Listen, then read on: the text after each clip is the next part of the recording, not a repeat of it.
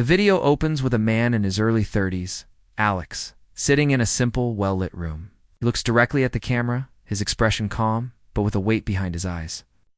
He takes a quiet breath before speaking. "My name is Alex. I'm 31 years old, and my own father called me a burden, then tried to steal my house from under me. Before I tell you how I sold that $1, before we jump back in, tell us where you're tuning in from, and if this story touches you.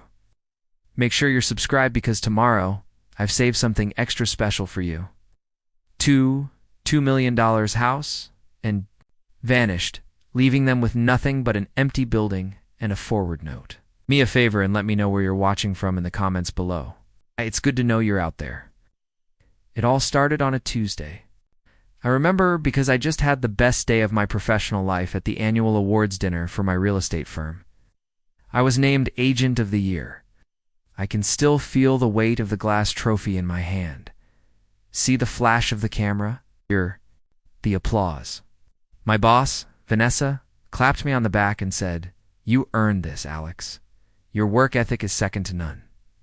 For a moment, standing there in my best suit, I felt 10 feet tall, felt seen, valued. The feeling evaporated the second I pulled into the driveway of my own home. It was a beautiful colonial, a legacy left to me by my grandmother, Elizabeth. She was the one person who always saw me. She believed in me. When she passed, she left the house to me, not my parents. It was her way of giving me a foundation, a head start she knew I'd never get from them.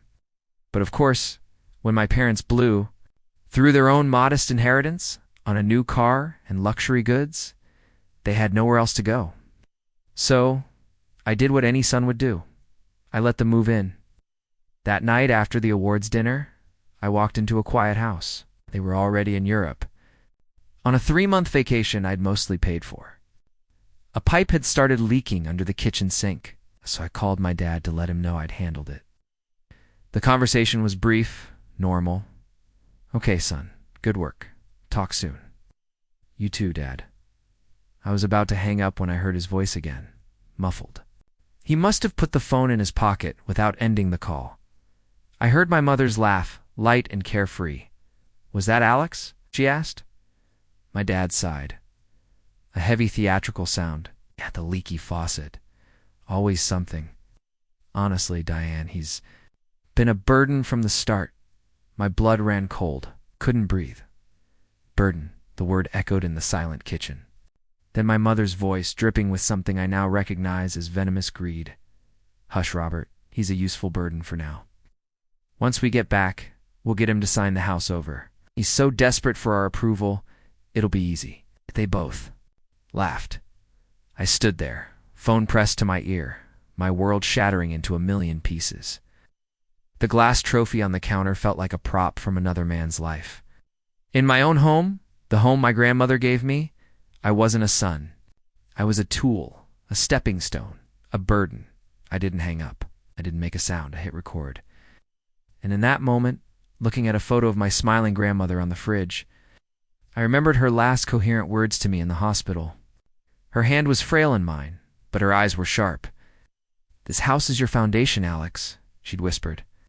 "Don't you ever let anyone turn it into a cage?" I finally understood what she was warning me about. I knew right then I wasn't just going to stand up for myself. I was going to honor her memory. The game had changed, and I was about to write the new rules. To understand why that phone call broke me, you have to understand that it wasn't just a moment. It was a lifetime. Growing up, the air in our house was thick with sacrifice. Not my parents' sacrifice for me, but my sacrifice for them. Every dollar spent on me was an investment they expected a return on, and the interest rate was my absolute unquestioning obedience. "We can't afford that school trip, Alex," my dad would say, looking over his newspaper. "Do you know how much a new set of tires for the car costs?" A week later, he'd come home with a brand new set of golf clubs. I was 9 years old when I learned that my experiences were worth less than my father's hobbies. My grandmother, Elizabeth, was my sanctuary. Lived in the beautiful colonial house on the other side of town. Her house smelled like cinnamon and old books, not resentment. She never talked about money, but she saw things. After the canceled school trip, she slipped a $50 bill into my pocket. "You go to the museum with your friends," she'd said, her voice firm. "A boy needs to see the world. You stand on your own 2 feet, Alex always." She was teaching me about foundations long before she gave me a physical one. When I got into college, my parents were furious. It wasn't the Ivy League, just a good state school, but to them it was a waste. 4 years of tuition for a piece of paper, my mother scoffed. You could be working, helping the family. I worked 3 jobs to pay my way through. Served greasy food at a diner, stocked shelves at a grocery store overnight, and mowed lawns on weekends. When I graduated with a business degree and got my real estate license, they weren't proud. They were expectant. "Well, now, you can finally start paying us back," my dad said at my graduation dinner, as if he'd funded the whole thing.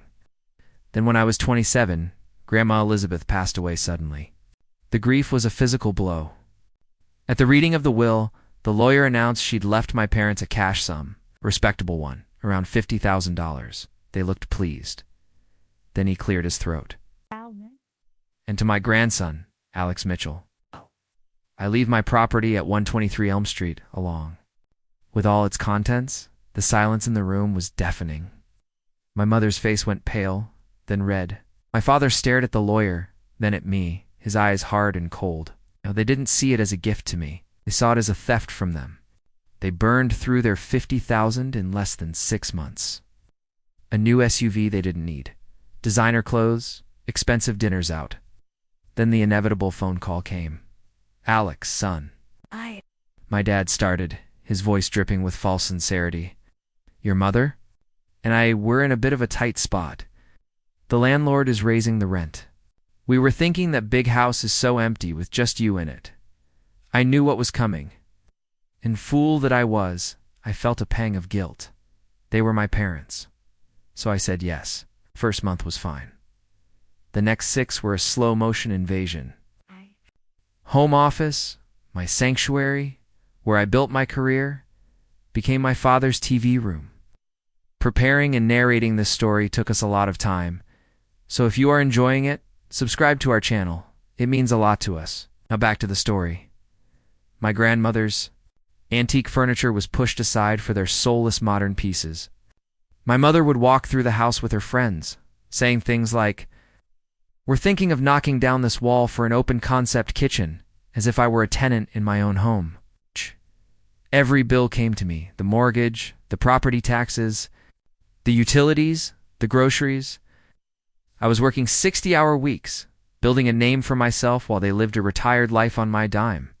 They criticized my long hours, but enjoyed the lifestyle those hours provided. The Europe trip was the final masterpiece of their manipulation. It started subtly over dinner one night. "You know, your mother has always dreamed of seeing Paris," my dad said, swirling the wine in his glass. Wine that I had paid for. "All those years we sacrificed, we never had a chance to travel," my mother added, her voice soft and sad. She was a master of playing the martyr. Over the next few weeks, it was a constant barrage. They left travel brochures on the coffee table. They talked about their friends' trips to Italy and Spain. Finally, they dropped the bomb. "We've been looking." At a 3-month European tour, my dad announced, "It's the trip of a lifetime. How are you going to afford that?" I asked, genuinely curious. My dad smiled a tight, unpleasant smile. "Well, that's the thing, son. We were thinking there's so much equity. In this house, a small home equity loan would more than cover it." I was stunned. "You want me to take out a loan on Grandma's house to pay for your vacation?" My mother's eyes filled with tears. It was a performance worthy of an Oscar. I knew it. "You think we're a burden? After everything we've done for you? What have you done?" For me, the words almost escaped my lips, but I swallowed them. The lifetime of conditioning was too strong. Arguing was pointless. It would end with them making me feel like the most ungrateful son on the planet. "I'm not taking a loan out on the house," I said, my voice firm for once. "It's out of the question." They went quiet. I thought for a moment I had one, but I had underestimated them. They didn't go for the knockout punch. They were masters of 1,000 small cuts. For the next month, they gave me the silent treatment. They'd sigh dramatically whenever I walked into a room. My mother would forget to make enough dinner for me. My dad would talk on the phone to his brother, my Uncle Thomas, loud enough for me to hear. No, he's a good boy, just a little selfish. With his money, it wore me down. The constant tension in my own home was unbearable. Finally, I cracked. "Look," I said one evening, pulling out my checkbook. "I can't take out a loan, but I'll help you with the trip." Their faces lit up, their victory complete. I ended up paying for their flights, their tour package, and giving them thousands in spending money. It wiped out a significant chunk of my savings, the money I'd been setting aside for investments. The day they left, my mother hugged me at the door. "Alex, you're a wonderful son. We're so proud of you." The words felt hollow, rehearsed. As I watched their taxi pull away, I didn't feel relief. I felt used. I felt a deep, gnawing emptiness. That was the last time I would ever let them make me feel that way. That brings me back to the phone call when I heard them call me a burden. It wasn't a new wound. It was the salt being poured into. A wound I'd carried my entire life. But this time, something was different. This time I had the proof. I had the recording. And I had my grandmother's words echoing in my soul. Before I took any other steps, I did something I hadn't done in years. I called my great-aunt Judith, my grandmother's younger sister. She was in her late 70s, sharp as a tack, and lived in Florida. "Aunt Judith?" I said, my voice hoarse. "It's Alex." "Alex, what a surprise, dear. Is everything all right? You sound terrible." I hesitated. Then the dam broke. I told her everything. The years of manipulation, the Europe trip, and finally the phone call I had just overheard. I expected sympathy, maybe some comforting words. What I got was a cold, hard dose of reality. There was a long silence on the other end of the line. Then she sighed. It wasn't a sad sigh. It was a weary one. "I'm not surprised, Alex," she said, her voice grim. "I'm only surprised it took you this long to see it. Your father, Robert, has always been like that. Your grandmother, my sister Elizabeth, she worried about him constantly." "What do you mean?" "Robert has a talent for making other people's money feel like his own. He did it to his own parents, your grandparents. Elizabeth tried to stop him, but he and your mother were a team. They always have been." She paused. "That's why Elizabeth gave you the house, Alex. It was her only way of protecting you, of protecting her legacy from them." Her words hit me harder than the phone call. This wasn't a recent development. This was who they were. This was their life's work. "Alex," Aunt Judith said, her voice suddenly sharp. "Listen to me. Your grandmother was a smart, savvy businesswoman. She kept records of everything. Everything. In the attic, there's an old cedar chest. Her father, your great-grandfather, made it for her. I'd be willing to bet you'll find some answers in there. The emptiness I felt earlier was gone. Let's go. In its place, something else was growing. Cold, hard resolve. Aunt Judith had just given me a roadmap. "One more thing," she said before we hung up. "Don't let them make you feel guilty. Guilt is their weapon. Don't you dare let them use it on you." As I hung up the phone, I looked around the house. It wasn't my cage anymore. It was my fortress. I was about to pull up the drawbridge. The attic was hot and stuffy, smelling of cedar and decades of dust. I hadn't been up here since I was a kid, hunting for old holiday decorations. In the far corner, half hidden under a canvas dropcloth, was the cedar chest Aunt Judith had told me about. It was beautiful, made of dark, rich wood, with intricate carvings on the lid, felt sacred. I lifted the heavy lid. Inside, it wasn't filled with dusty heirlooms or old photographs. It was filled with paper, stacks and stacks of documents, letters, and notebooks, all neatly bundled with string. My grandmother had been a meticulous record keeper. It was like opening a time capsule of my family's secret history. I spent the entire weekend up there with a bottle of water and a powerful flashlight. I read until my eyes burned, and the story that unfolded was worse than I could have imagined. There were letters from my mother to my grandmother dating back 20 years. They all followed the same pattern. A friendly, chatty opening, then a long, dramatic story about some financial crisis. The car breaking down, an unexpected medical bill, A bad investment? Each letter ended with a request for money cloaked in the language of desperation. Know who else to turn to, Mom. Then there were my grandmother's replies. In the beginning, she sent money along with loving, concerned advice. But over the years, her tone changed. It grew weary, then frustrated, then firm. One letter stood out. It was a reply to a particularly demanding request from my parents. My grandmother wrote, "Robert and Diane, I am not a bank. The money my husband and I worked our entire lives for is not a slush fund for your poor decisions. You are both able-bodied. Adults, it is time you learn to stand on your own 2 feet. My support from now on will go to ensuring Alex has the future you seem unwilling to provide for him." Beneath that letter was a ledger. My grandmother had tracked every single dollar she had ever loaned them. The total was staggering. It was well into 6 figures. And next to the final sum, she had written in her elegant script, "Forgiven, but not forgotten." But the real gut punch was a series of letters between my grandmother and my Uncle Thomas, my dad's younger brother. I'd always liked Uncle Thomas, but he and my dad had a falling out years ago, and we rarely saw him. In these letters, my grandmother was pleading with him to talk some sense into my father. Uncle Thomas's replies were heartbreaking. He wrote about how my dad, Robert, had done the same thing to their own parents, convincing them to sign over their farm to him, which he then sold to fund a failed business venture, leaving them with nothing. Liz. One of his letters read, "I've tried. God knows I've tried.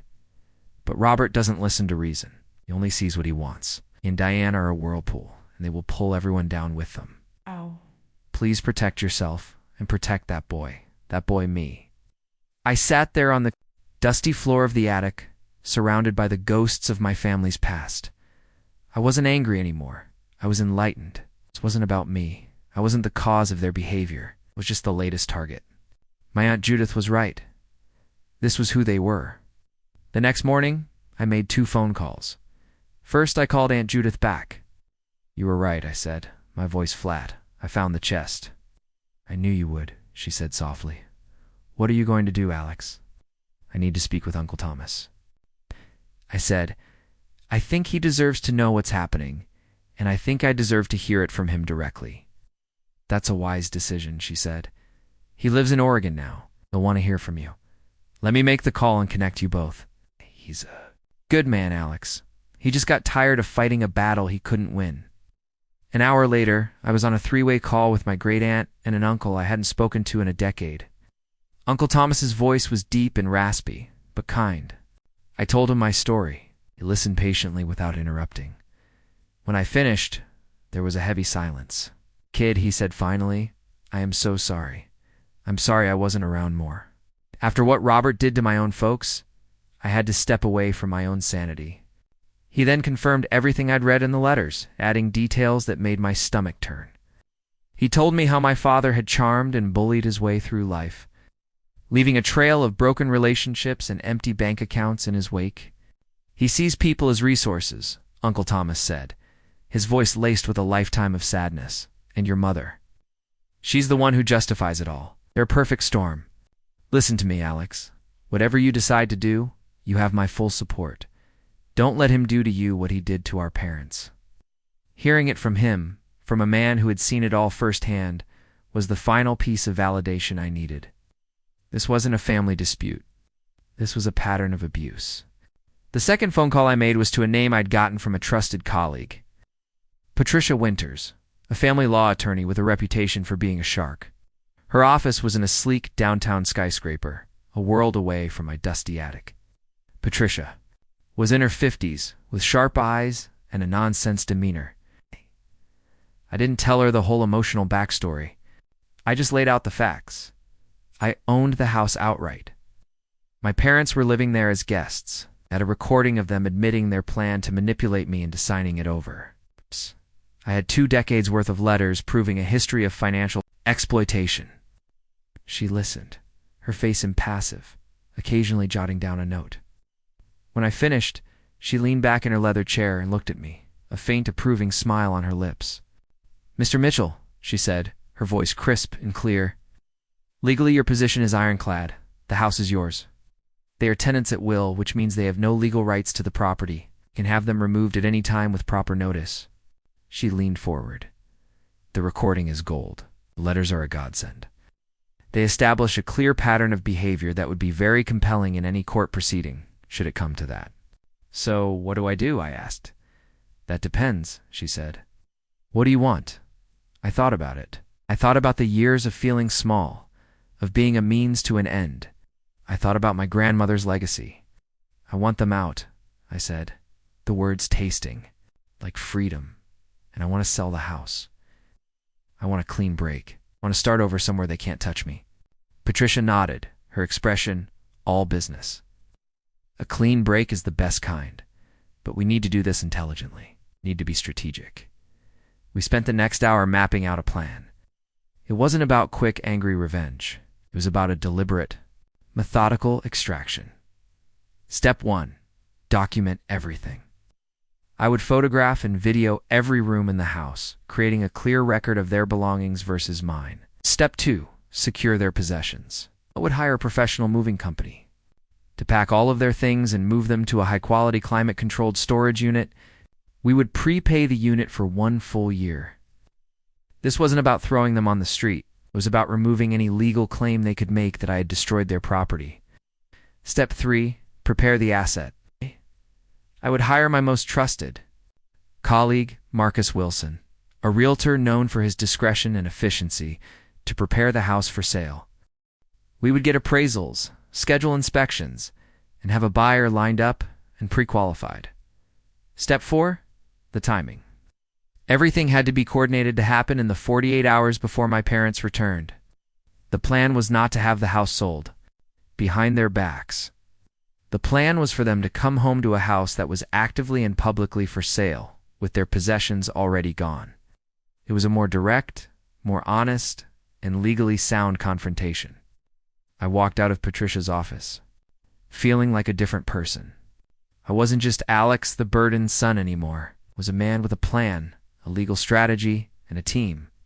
I had my evidence, I had my allies, I had my plan.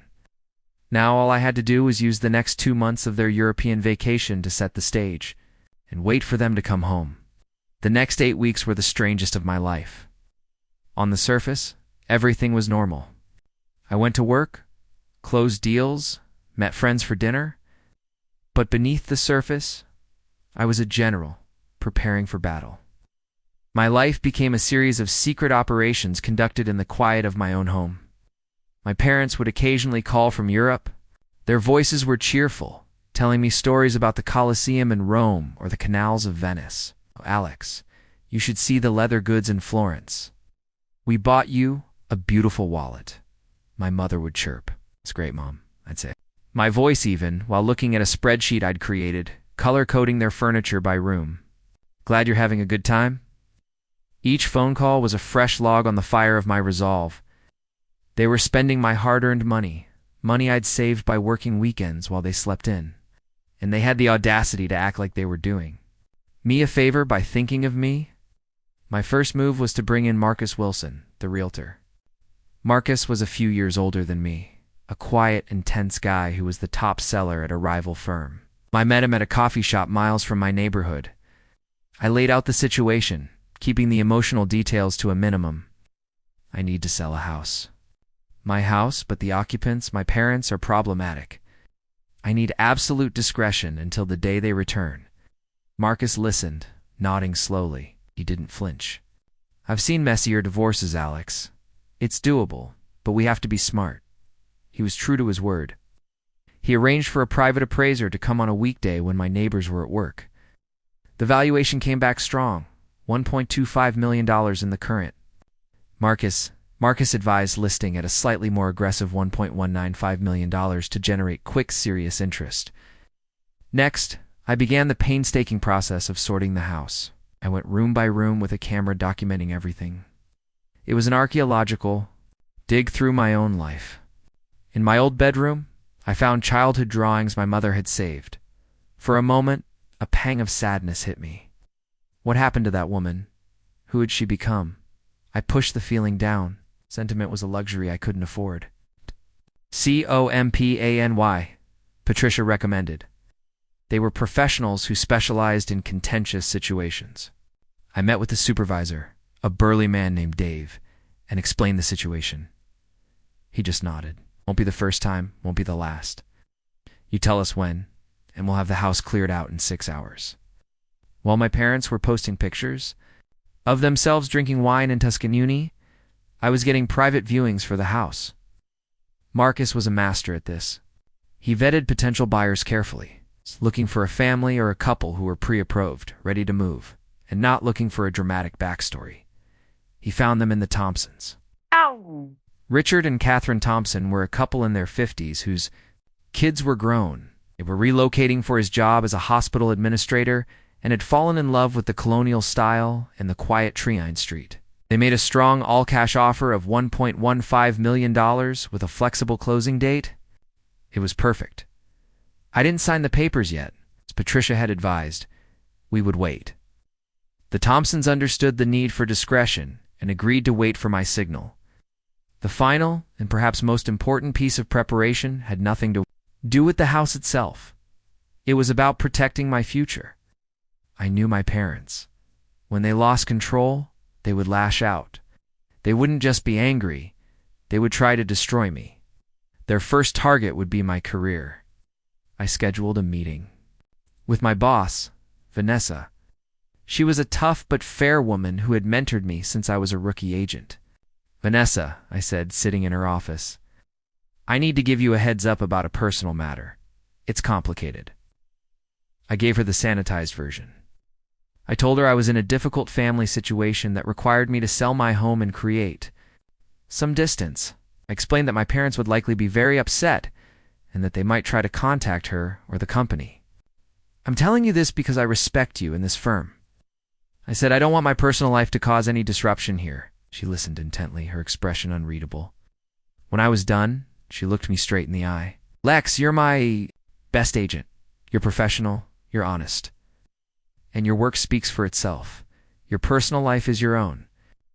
If anyone calls this office trying to cause trouble for you, they'll be speaking to our lawyers, not to me. You handle what you need to handle. We've got your back here. I almost choked up after a lifetime of conditional love from my own family. This simple, unequivocal show of professional loyalty felt monumental. The last week before their return was a blur of activity. The moving company was scheduled. The storage unit was paid for a full year in advance. The legal papers were drawn up by Patricia, ready to be signed. Marcus had the sale pending sign ready to go in his truck. On the final day, I did one last walkthrough of the house. I packed a suitcase with my own clothes, my personal documents, and the cedar chest from the attic. Everything else of mine was already in my new, small rented apartment 2 hours away. The house felt cavernous and empty, an echo chamber of memories. I stood in the kitchen and thought about the forward note I had originally planned to leave. A burden did this. Felt clever, felt vengeful. But sitting there in the quiet, it also felt small. My actions were about to speak far louder than any. Note, this wasn't about a parting shot, it was about a closing statement. I decided against the note. My statement would be the sale pending sign on the front lawn and the presence of my lawyer by my side. It was a statement of power, of legality, of finality. It was the statement of a man, not a wounded boy. Their flight was scheduled to land at 3:00 p.m. the next day. Everything was in place. The storm was coming. And for the first time in my life, I wasn't afraid. I was ready. The day they were due to arrive was overcast and gray. The sky, a perfect reflection of my mood. It wasn't a mood of anger or excitement. It was one of grim, resolute purpose. The air was heavy with anticipation. The moving truck arrived at 8:00 a.m. sharp. Dave, the supervisor, and his team were a whirlwind of quiet efficiency. They worked with a practiced, respectful rhythm, wrapping furniture in blankets, boxing up knickknacks, and loading everything into the massive truck. I stood in the doorway, a clipboard in my hand, checking off items against my inventory list. Every box was labeled. Every piece of furniture was accounted for. This was not an eviction. It was a relocation. By 2 p.m., the house was empty. It was astonishing how quickly a home could be stripped of its personality, leaving behind nothing but walls, floors, and the faint outlines on the walls where pictures used to hang. It felt like an empty stage, waiting for the final act. At 2:30 p.m., Marcus Wilson pulled up in his sleek black sedan. He got out, gave me a brief, supportive nod, and walked over to the front lawn. With a few sharp metallic thuds, he hammered the sale pending sign into the grass right next to the walkway. The bright red sign was a slash of color against the gray day, a declaration of war. At 2:45 p.m., Patricia Winters arrived. She was dressed in a sharp navy blue pantsuit carrying a leather briefcase. She looked less like a lawyer and more like a high-powered diplomat arriving for a treaty negotiation. Her presence was calming, a shield of pure professional competence. "Are you ready, Alex?" she asked, her voice even, nodded as I'll ever. B. We didn't wait inside. Stood on the front porch. The three of us, the realtor, the lawyer, and the son. We were a silent waiting committee. At 3:15 p.m., a taxi turned onto our street. It slowed down and pulled into the driveway. My stomach tightened. The back doors opened, and my parents emerged. They were tanned, smiling, laughing about something the taxi driver had said. They looked relaxed, happy, and utterly oblivious. My mother was the first to see the sign. Her smile froze. Her hand went to her throat. "Robert, what is that?" she whispered, pointing with a trembling finger. My father turned. His jovial expression vanished, replaced by a dark, thunderous confusion. He stared at the sign, then at the house, which must have looked strangely vacant. And then his eyes finally landed on us standing on the porch. They started walking towards us, their steps quickening. The vacation was over. "Alex, what the hell is going on?" my father boomed, his voice echoing in the quiet street. "What is this joke?" "It's not a joke, Dad," I said. My voice was surprisingly steady. I could feel Patricia's presence next to me like a steel girder. "This is Patricia Winters, my attorney," I said, gesturing to her. "And this is Marcus Wilson, the listing agent." My mother looked like she was going to faint. "Listing agent, attorney. Alex, what have you done?" "I've taken control of my property," I said calmly. My father's face was turning a blotchy red. "Your property. This is our home. You can't just sell our home, actually. He can." Patricia cut in, her voice as sharp and cold as ice. "The house is titled solely in Alex's name. You have been residing here as tenants at will, a privilege which has been revoked. All of your belongings have been professionally packed and moved to a secure climate-controlled storage facility. The first year has been paid for. Here's the key and the address." She held out an envelope. My father stared at it as if it were a snake. My mother started to cry. High-pitched theatrical wail. "How could you do this to us, Alex? Your own mother and father. After we sacrificed everything for you a year ago, those tears would have shattered me now. They were just noise." "Sacrificed," I said. And for the first time, a lifetime of suppressed anger bled into my voice. "You call living rent-free in a house I paid for a sacrifice. You call taking my savings for a luxury vacation a sacrifice. I have the receipts, all of them." I took out my phone. I didn't need to search for the file, it was ready. I pressed play. My own voice, tiny and distant, said, "You too, Dad." Then my father's sigh, and the words that had started it all. "Honestly, Diane, he's been a burden from the start." My mother's gasp was audible. My father's face went from red to a ghostly white. He stared at the phone, then at me, his mouth opening and closing like a fish. I played the rest of it. My mother's casual, cruel plan to manipulate me, their shared laughter. The sound filled the space between us, an irrefutable testament to their betrayal. When it was over, a thick, ugly silence hung in the air. My mother was the first to break it, her voice a desperate hiss. "You recorded us. That's illegal." "Actually, it's not," Patricia said smoothly. "Our state is a one-party consent state. As a participant in the conversation, Alex was perfectly within his rights to record it. And now, I'd advise you both to stop talking, but my father couldn't stop.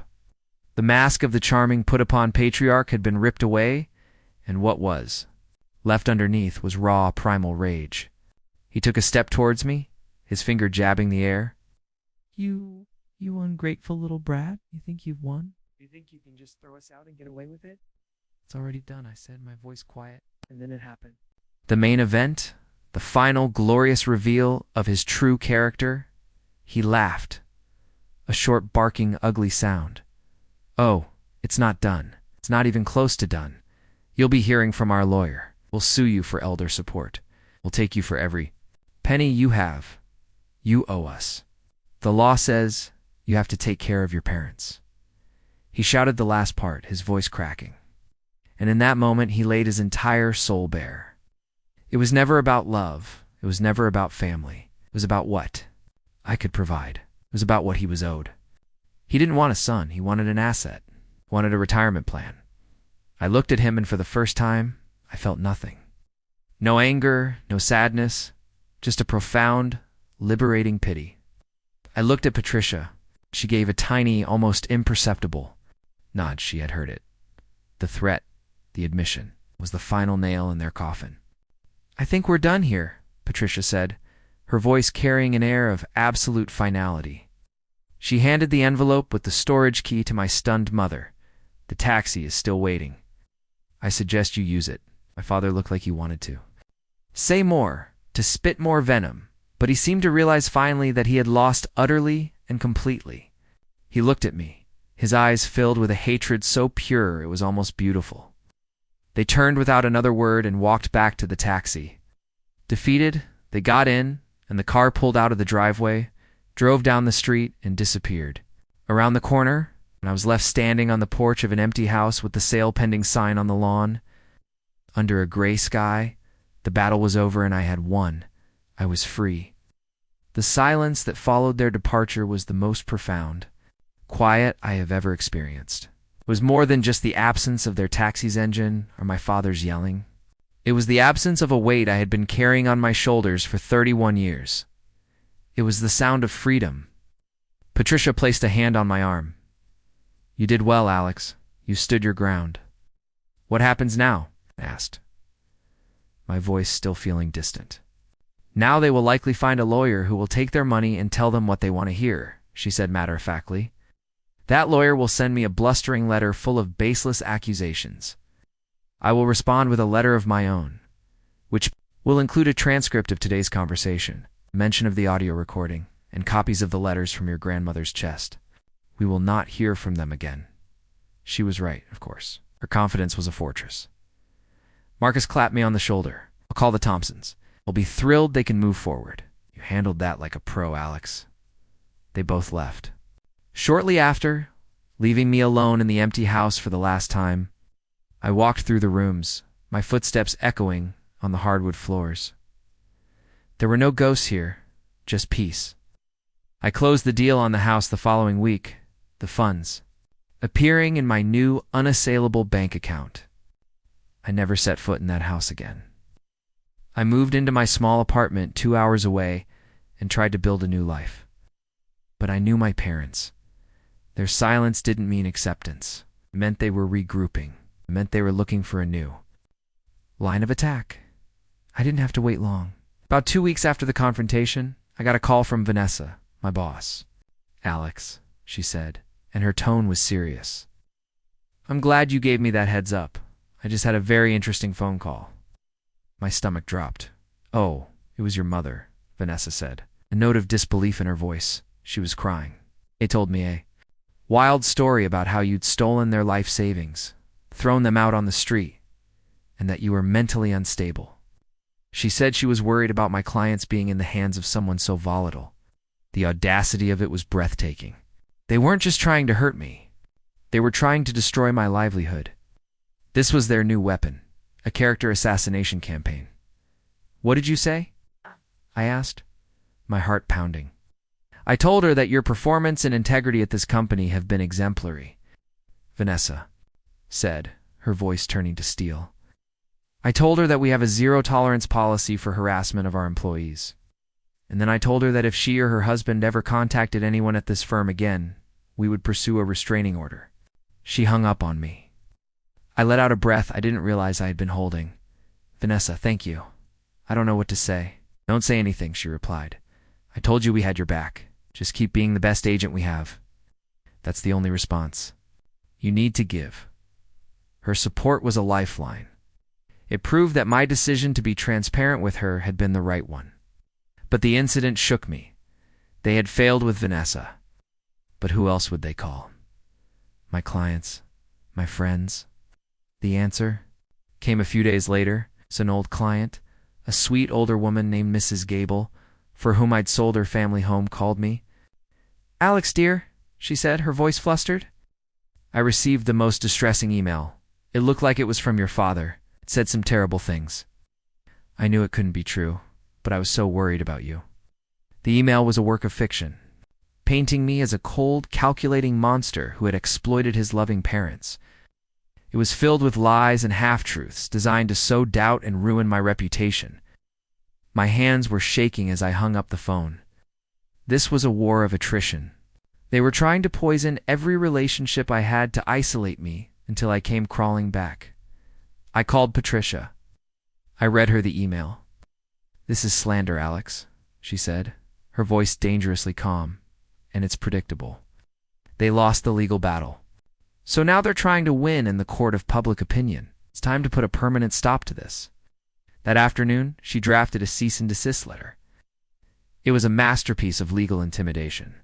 It detailed their slanderous campaign, referenced the evidence we had of their financial and emotional abuse, and stated in no uncertain terms that any further contact with me, my colleagues, or my clients would result in immediate legal action for defamation and harassment. We sent the letter via certified mail to the P.O. box they had established. We never got a reply, but the phone calls and emails stopped. The silence returned, but this time it felt different, felt final. The war was truly over. In the quiet that followed, I had time to think. The victory felt good, but it was also exhausting. I had spent so much energy fighting them that I hadn't thought about what came next. Who was I without this conflict defining me? I was a successful real estate agent. I was financially independent. I was free. But I was also adrift. I had cut away the toxic parts of my life, but I was left with a void. I had protected my foundation, but now I had to figure out what I wanted to build on it. The battle for my freedom was won. The journey to build my own life was just beginning. The first year of my new life was a year of intentional construction. I wasn't just living, I was building. I was building new habits, new relationships, and a new identity, one that wasn't defined by my role as a son. I started seeing a therapist, a kind but firm woman named Dr. Palmer. In our first session, I told her the whole story, laying it all out like a legal case. When I finished, she looked at me and said something that changed my perspective forever. "Alex, you've been treating this as a battle you had to win, and you did win. But the real work is grieving the family you deserved, but never had." Her words unlocked something in me.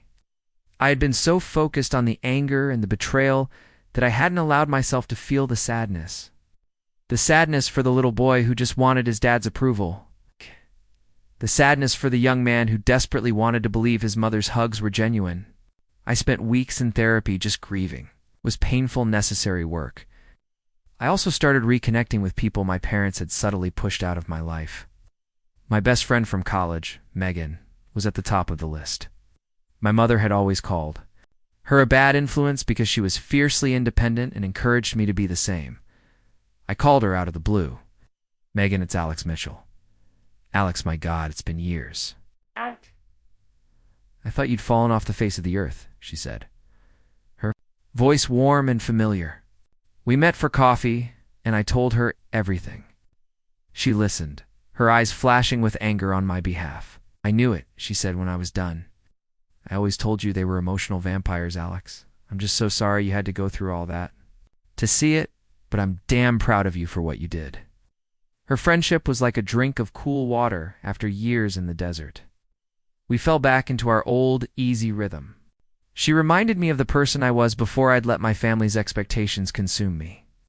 My professional life was also transforming. My success had always been a shield, a way to prove my worth. Now I wanted it to be something more.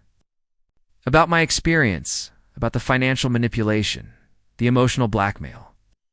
I realized my story, as painful as it was, contained valuable lessons. I went to Vanessa with an idea. I want to run a workshop, I told her. Free, community-focused. Workshop. I want to call it Financial Foundations, Building Autonomy and Healthy Boundaries. I wanted to use my real estate expertise to teach people, especially young adults and seniors, about protecting their assets, understanding legal documents, and recognizing the red flags of financial abuse within families. Vanessa looked at me, a slow smile spreading across her face. Alex, that's not just a good idea. It's an important one. The firm will sponsor it. We'll provide the space, the marketing, everything. The first workshop was packed. I stood in front of a room full of strangers, my heart pounding, and I told.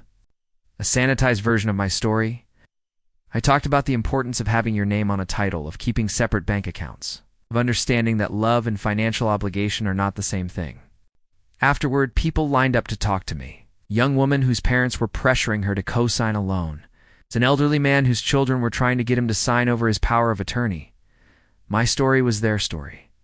I wasn't alone. That workshop became a regular event, then a non-profit initiative. I was using my pain to empower others.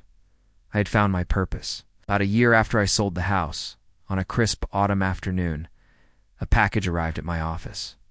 It was from Aunt Judith. It was a large, heavy box.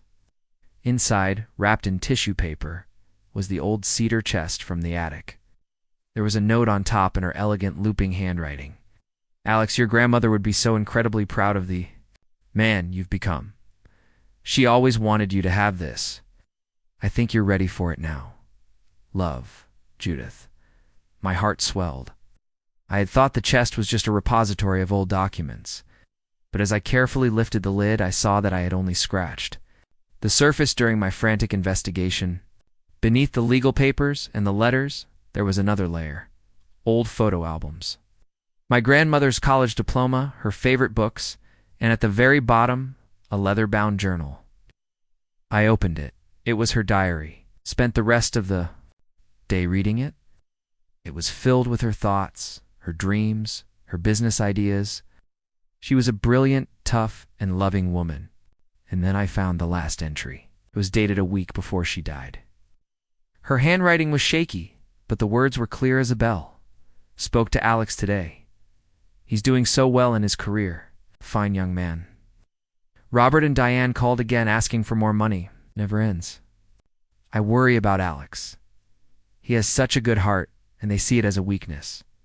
They think his love is a resource to be tapped.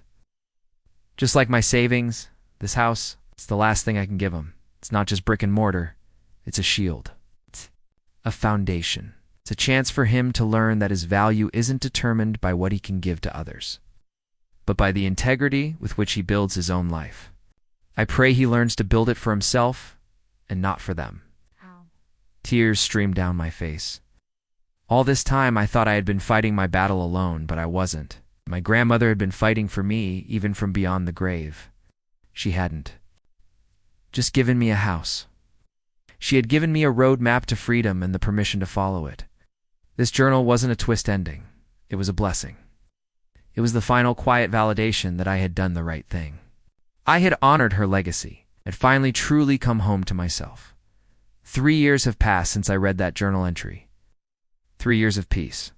3 years of building. My little workshop has grown into a respected nonprofit organization. We have a small staff, a board of directors, including Vanessa and Aunt Judith.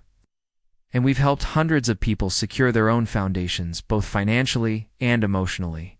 My life is full. It's filled with good work, with the easy laughter of true friends like Megan, and with the quiet satisfaction of a home that is truly my own. I bought a small modern house on a lake last year. It's nothing like my grandmother's. Grand colonial, but it's mine. Every nail, every board, every bill paid is a testament to the life I built for myself. About 6 months ago, I received a letter. It was from Uncle Thomas. He wrote that my father had suffered a major health crisis, and the subsequent medical bills had wiped them out completely. They had lost everything, the fancy SUV, the last of their savings. They were living in a low-income senior apartment complex, struggling to get by. The old Alex, the one conditioned to feel guilt, would have felt a knee-jerk sense of responsibility. He would have agonized, maybe even reached out. But the man I am today felt something different. It wasn't glee. It wasn't satisfaction. It was a quiet, detached sadness for two people who had squandered every opportunity. Every relationship, every last shred of grace they had ever been given. I knew I could not re-enter their lives. That door was closed, sealed, and bolted for my own protection. But I also knew I could not live with myself if I did absolutely nothing. My grandmother's lesson wasn't about being cruel, it was about being wise. I contacted Patricia Winters through an anonymous trust, managed by her firm. I set up a small monthly stipend to be deposited into their account. It wasn't enough for luxuries. It wasn't enough to restore their old lifestyle, but it was enough to ensure they had food, shelter, and basic necessities. It was an act of compassion done from a safe, unreachable distance. It wasn't for them, it was for me. It was the final step in my own liberation, the freedom from hate. It was my way of breaking the cycle completely of choosing compassion over bitterness without ever sacrificing my own peace. Ow. I never told anyone except Patricia. Last night I hosted a Thanksgiving dinner at my house. It wasn't a big, stressful affair like the ones from my childhood. It was a small gathering of my chosen family. Aunt Judith, who flew up from Florida, Megan and her husband Vanessa, and Uncle Thomas, who was visiting for the first time.